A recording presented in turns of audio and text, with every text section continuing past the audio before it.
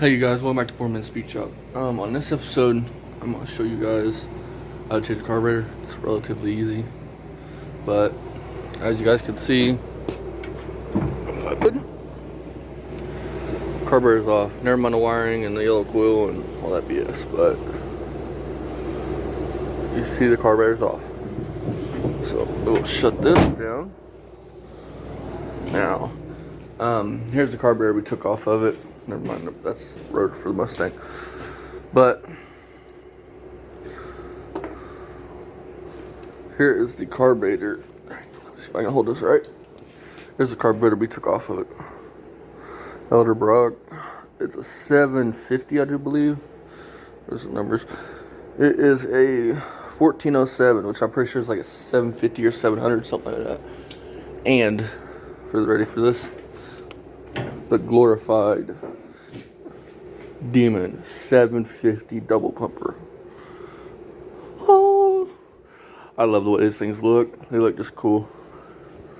But yeah, and to do this, since my intake has a little boss thing that goes on the back of the intake, I'll show you guys when I pop that again. But I have to buy one thing I hate, which is a spacer.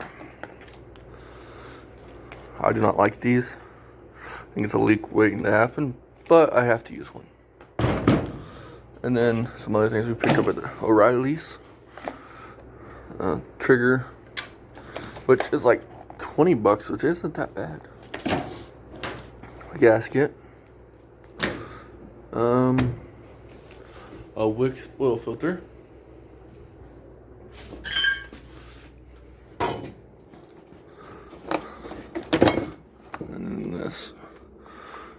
Because I have my dad explain why we need this, because I'm not that good at explaining it. So, oh yeah, I was wanting to show you guys this. This is the $200 argon tank I bought to weld in body panels.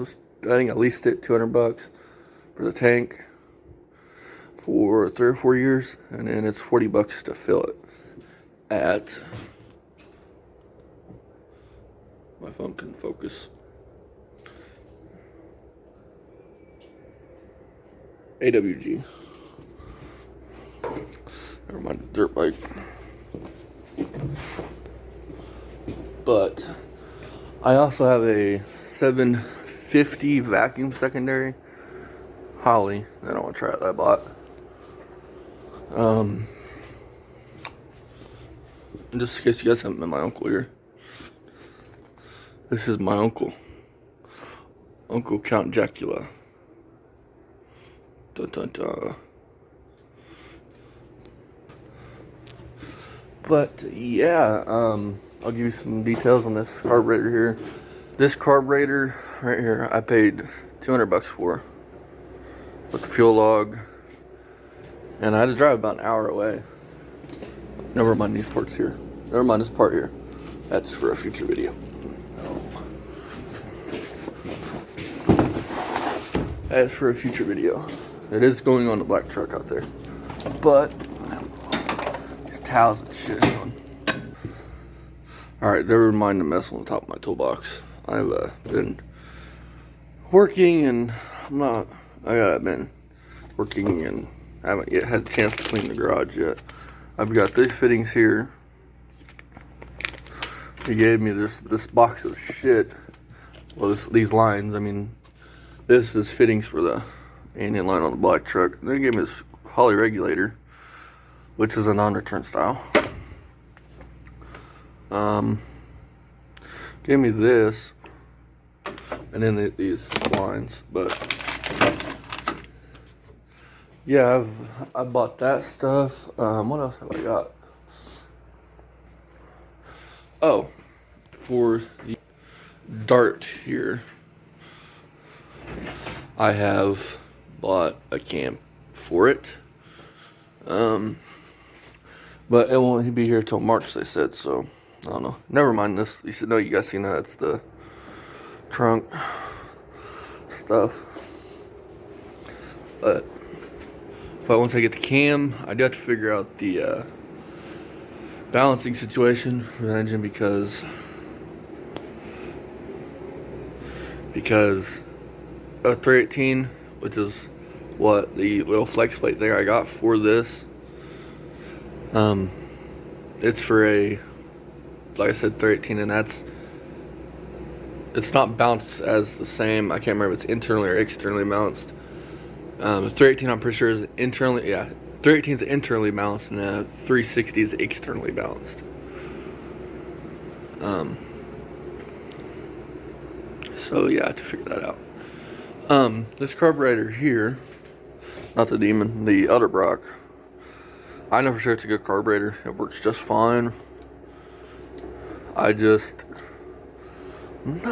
Edelbrocks are fine, and some people are gonna hate that I say this, but Edelbrocks are fine for like a everyday driver car. I don't really see these as a performance carburetor per se, but Demons and stuff like that is, in my opinion, that Hollies and Demons and stuff like that are more performance oriented than the Edelbrock. It's my opinion. I know some people are gonna be like, "Well, the Edelbrock is a performance carburetor." That's just my opinion. I mean, I'm sure if you wanted this to be a performance carburetor, it could be one. I just went with something that to me is gonna be better for the truck than this. But I will keep this around because Le Mans out back. If I need it to start it, then I'll put it on it. That carburetor I actually got for free with, never mind the seats and the junk, with this intake here. This is a Edelbrock plug wires. I don't know if you guys can see it. It's an Edelbrock Performer RPM for, 3860, 318, 340, whatever.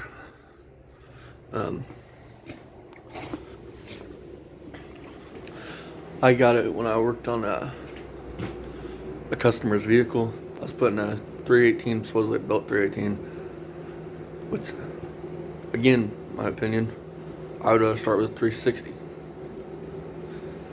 My opinion, not facts. I mean, I don't really care for the 318, but that's my opinion. I think when you start, if you're gonna build something, I would rather start with the best thing I can build. Like a 360. Yeah, more cubic inches from stock. It's my opinion. I'm one of the people, there's no replacement for displacement.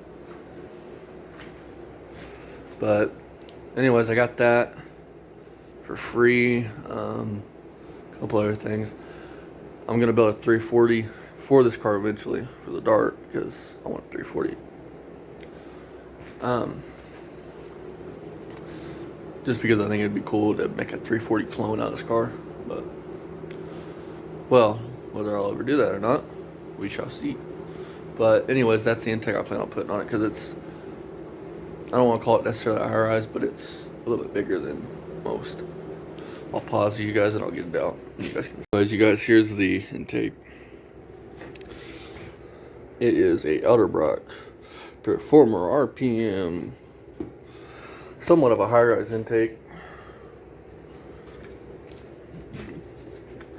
but yeah. So that's the little thing. I'm gonna get back to work on the 454 SS here, and I'll let you guys know what comes of it. Now we're taking back from the carburetor install, and I want to show you guys. This is rebuilding the can.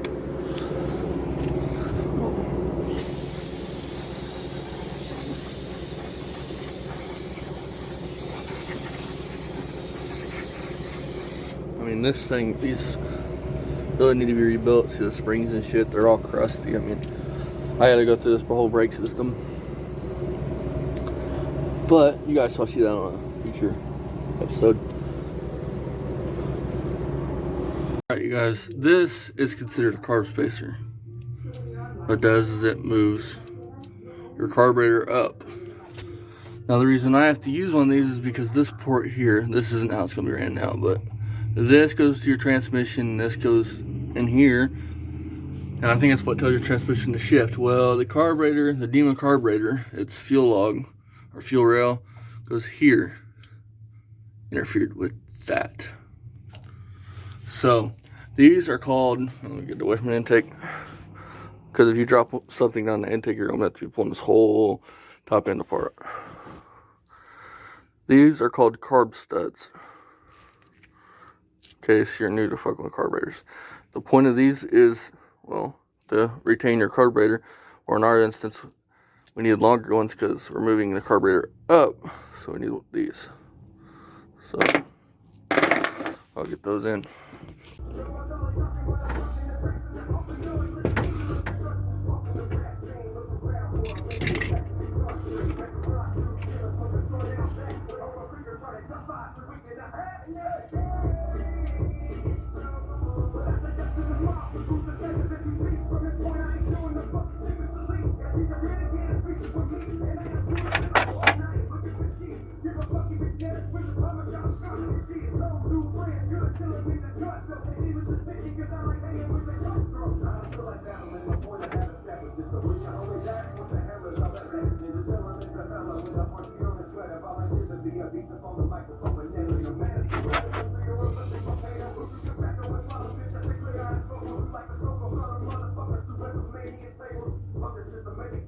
In a perfect world, you'd want to have, some paper or something in this so you can't drop anything down in it. They do that. So then your carb spacer, which goes just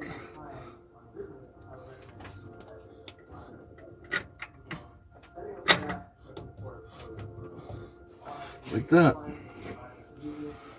And I gotta go get another line for the brakes. So here's that. Carburetor can get set on here. But yeah, basically you would just repeat this process that I'm going to be doing in reverse to take carburetor off. Your carburetor sit here, you'd undo your bolts, your linkages. First you'd undo your linkages and anything that's on the carburetor, like vacuum lines, stuff like that. Then you would tackle your bolts. You'd pull your carburetor off and so on. But you guys see that yellow coil? I know that is a, sorry about that.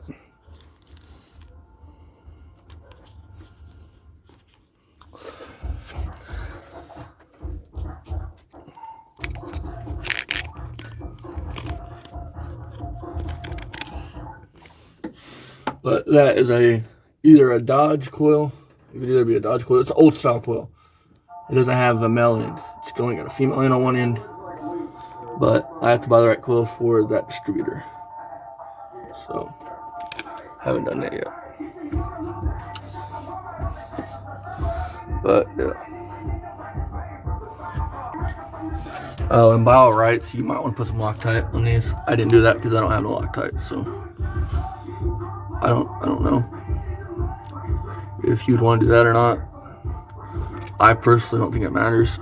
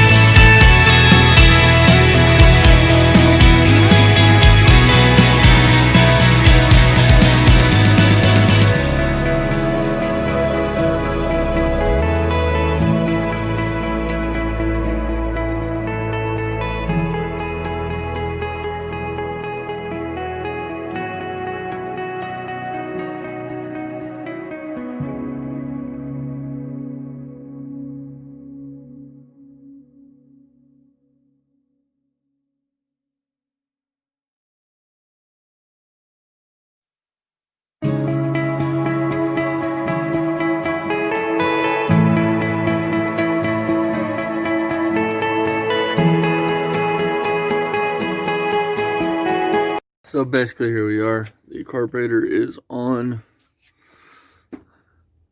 I have to finish up a bunch of knick-knack stuff, and we'll take her for a drive tomorrow. So until tomorrow, see you guys next time. Hey you guys, this video may be a little boring to some of you guys, but it's content. Tomorrow I'll get a video of us driving the truck. Hopefully this carburetor works. I was told it was good, but again, you never truly know if it's good until you put it on the car when you buy a used carburetor. So anyways, thanks for watching, liking, comment, and subscribing. Hope to get on this soon. Yes, it's still here. Hang on, let me do this. Try to get a perfect shot of this soon. Still waiting on the camshaft. After I get the camshaft here, I have to figure out the flex plate. Almost called the flywheel. A flywheel is for a stick. Flex plates for an automatic. But I have to figure out the flex plate because I have one for a 318 that I got from a guy that I work on his stuff every now and then, car-wise. And he gave me a torque converter, B&M 2500 stall, I think. And a flex plate, but it's for a 318. So I have to figure out how to make all this, stuff work together. So, but yeah, she's still sitting here under the tarp. So, anyways, see you guys next time.